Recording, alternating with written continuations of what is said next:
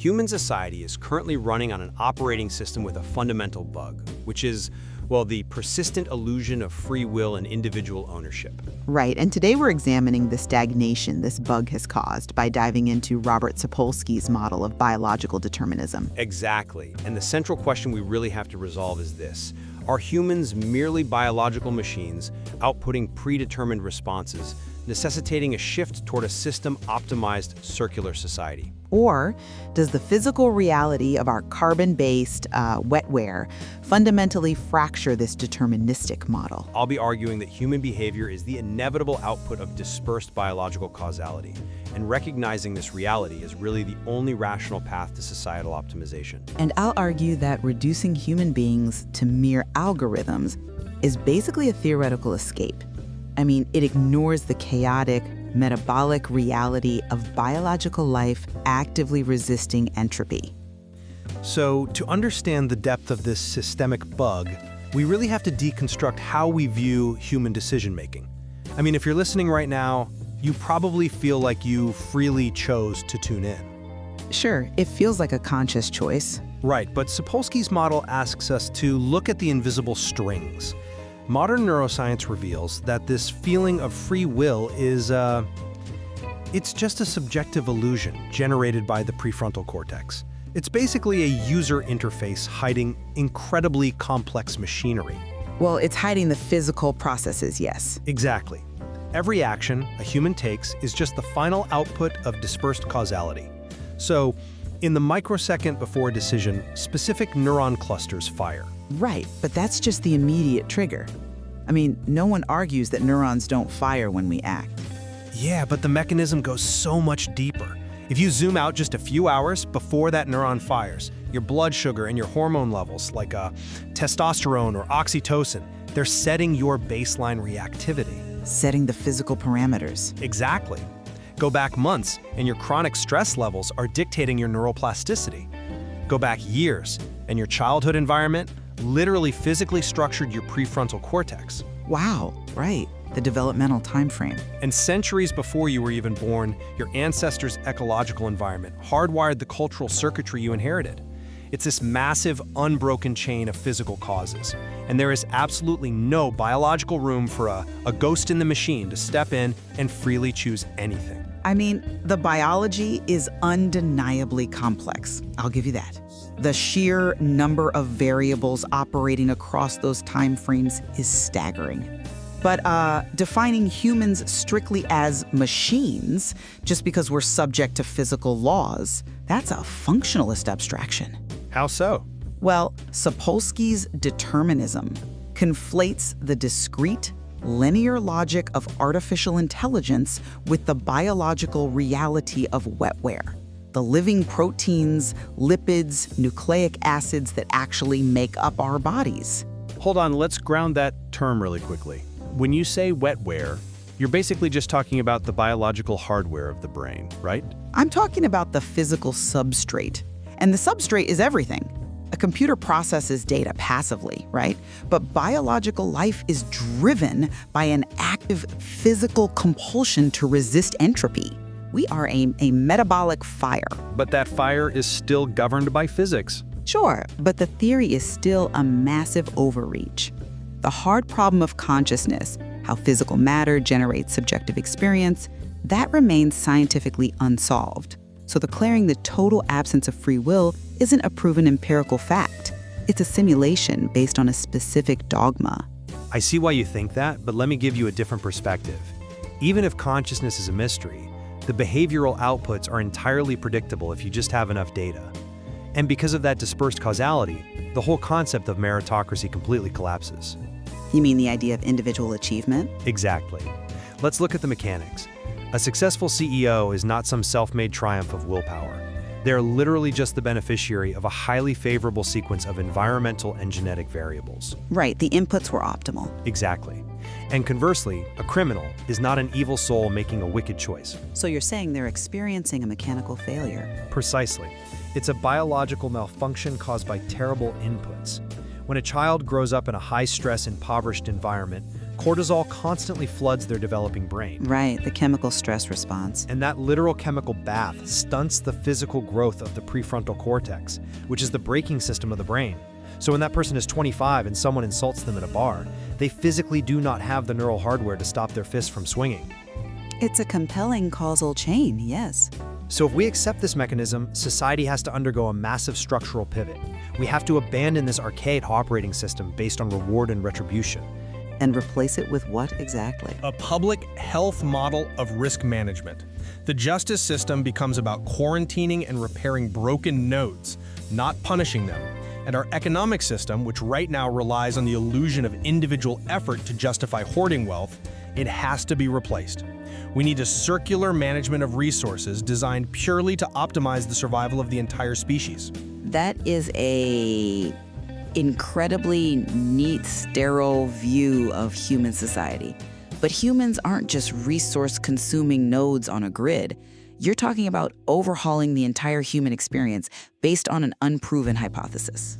Well, let's apply this deterministic lens to history then, because I argue it actually solves the very stagnation we see in our societal systems today.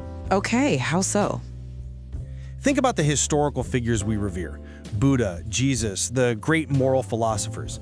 Traditionally, we view them as autonomous saviors who freely chose to enlighten humanity, right? Yes, as conscious agents of change. But through the lens of dispersed causality, they weren't independent agents. They were highly optimized information processing nodes. Nodes? Wait, calling the foundational figures of human philosophical awakening nodes is a profound category error. Just hear me out on the mechanics. Look at the specific historical context they emerged from: extreme poverty, widespread death, imperial oppression. That is a massive influx of environmental stress. Sure, the environments were highly volatile. Right. So the nervous systems of these specific individuals possessed extreme neuroplasticity. Under that crushing environmental pressure, their brains underwent a radical rewiring to output a self-repair program for society. A self-repair program? You're reducing profound spiritual agony to a software patch?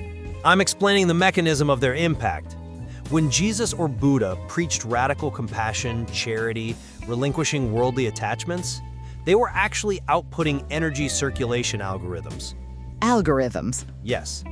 Look at the Roman Empire, a system hoarding massive amounts of resources, creating a biological pressure cooker for the poor. The philosophy of turn the other cheek acts as a literal societal pressure release valve. I come at it from a different way. That is an exercise in immense intellectual cherry-picking. How is it cherry-picking to identify the material systemic causes of historical movements?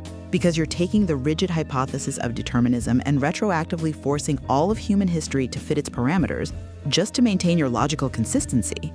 It's not forcing it, it's observing the systemic output. But you're stripping away the non-material value, the subjective meaning, the phenomenal reality that these figures generated.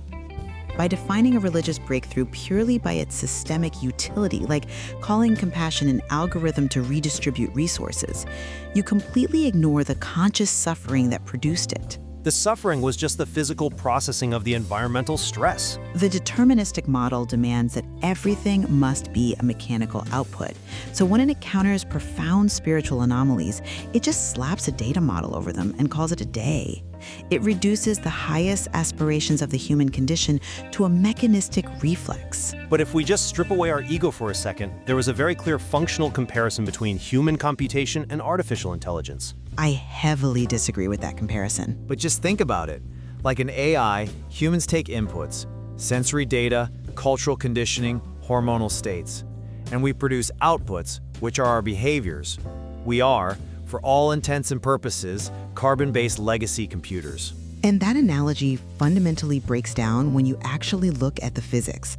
There is a massive physical disconnect between silicon-based AI and biological wetware. You can't just map the logic of one onto the other. Why not?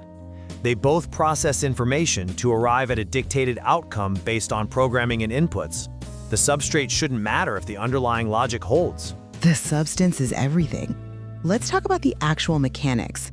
An AI is a passive processor.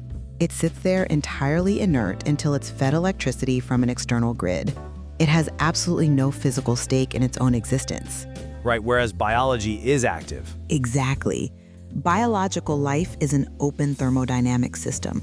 We are inherently compelled to resist entropy. We possess a survival instinct, this desperate physical clinging to life. But human bodies also require fuel, right? Calories? Just like AI requires electricity. If we're deprived of fuel, we stop running. It's the same mechanism, just a different source. It is absolutely not the same mechanism. An AI doesn't feel panic when its battery gets low, because its data is safely stored in non-volatile memory. It can be unplugged, put in a closet for 10 years, and rebooted. And a human can't be rebooted? Exactly. If a biological system's energy stops, it doesn't power down to be rebooted later. It faces irreversible physical breakdown. It rots. It dies. A biological organism carries the physical debt of billions of years of evolution in every single cell. But that's just an evolutionary parameter. It's the defining parameter. The computation a living thing performs isn't just neutral processing of data. It's a frantic, high-stakes negotiation with oblivion. You cannot separate the computation from the terror of death. To say a human making a moral choice is the same as a silicon chip routing data, it just ignores the absolute finality of death that underpins every biological computation. Yet, if human computation is so heavily burdened by this messy biological reality, why do we maintain such inefficient, emotionally taxing processes? What do you mean by inefficient processes? Think about the psychological burdens of shame, guilt, and pride. In a deterministic framework, these are utterly useless overhead. They are part of the human texture. They literally define what it means to be alive. But they're a destructive, inefficient part. If we're just chaotic biology responding to inputs, the feelings of deep personal shame for our failures or arrogant pride in our successes, they're a massive waste of metabolic energy. So you just want to engineer them out. By discarding the concept of free will, we actually optimize our processing. We remove these useless moral judgments. If someone commits a horrific crime, we don't need to waste societal energy on moral outrage or retributive anger. We just adjust the machine. Yes, we simply view the individual as a malfunctioning part that requires environmental adjustment or quarantine. The deterministic framework isn't just scientifically robust, it's a tool for societal efficiency. It frees us from the exhausting burden of judging ourselves and others. That's a compelling argument. But have you considered that Sapolsky's determinism is actually a highly advanced psychological defense mechanism in itself? A defense mechanism. He's relying on hard neuroscience. He is tracing causality down to the synaptic level. He relies on neuroscience to construct a fortress against the very human texture you're so eager to discard. Let's look at the specific examples in his own reflections. He talks about childhood bedwetting, the visceral feeling of hunger, the profound weight of shame. Right. Universal human experiences. Which are raw, painful, often humiliating realities. By redefining these intensely subjective, agonizing experiences as mere immature neural outputs or computational errors, the determinist escapes the existential weight of their own failures. But he's simply categorizing them accurately based on brain development. A child lacks the prefrontal cortical development to control certain impulses. That's a measurable fact, not a psychological coping strategy. It becomes a coping strategy when it's used as a blanket excuse for the entirety of the human condition. Sapolsky's ability to objectively analyze his own hunger or his own shame requires the very metabolic energy he's trying to reduce to raw data. I don't see how that's a contradiction. It's a massive paradox. The objective scientist needs calories to formulate the theory that he is just a machine driven by calories. It doesn't invalidate the biology, but it exposes the motive behind the philosophy. Which is what, exactly? You say discarding free will frees us from the burden of judgment. I say it frees the determinists from the burden of responsibility. The deterministic loop, where a scholar claims they were biologically destined by 1,000 variables to write a book about determinism, it's just a narrative lubricant. A narrative lubricant? Yes. It's a sophisticated story the intellect tells itself because it can't handle the chaotic, unscripted reality of existence. It's easier to say, I am a machine and my failures were inevitable, than to face the agonizing reality of human agency and regret. But you are clinging to agency without providing a physical mechanism for it. You keep talking about the texture of life and the terror of death, but none of that actually proves we have free will. It proves we aren't mere algorithms. But the narrative of free will has given us a society obsessed with individual accumulation, localized hoarding, and punitive justice. It's an operating system that is actively failing us. The deterministic model remains the most rational tool we have for structuring society. Rational, perhaps, but deeply incomplete. We are facing compounding global crises, transitioning away from the myth of individual ownership and moving toward a systemic, circular management of resources. It's no longer just a philosophical debate. It is the only logical investment for our collective survival. If we don't update our system to circulate energy efficiently, the whole network will collapse under the weight of its own localized hoarding. I'll acknowledge the elegance of the deterministic model and its potential utility in reforming how we distribute resources.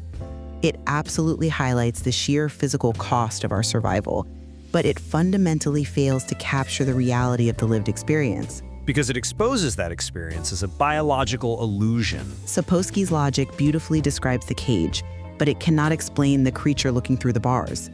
Humans are a dynamic equilibrium. We are constantly, desperately asking the question, who am I? Which, under determinism, is just a computationally heavy query that ultimately produces no actionable output. But the fact that we continually run that query matters. If we were just machines, that question would be a meaningless computational error, easily patched out by evolution. But we keep asking it, we assign meaning to our suffering. Meaning is just another psychological coping mechanism. The reality of our existence remains fundamentally unwritten, terrifying and chaotic until the ultimate irreversible system shut down, which is death. Only at the moment of death does the biological equation finally balance. Until then, we are not just executing code. We are metabolic fires burning brightly against the dark, demanding meaning from the laws of physics.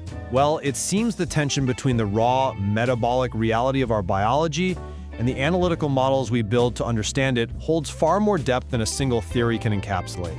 We may be searching for an engineering diagnostic in a landscape that fundamentally resists being categorized as a machine.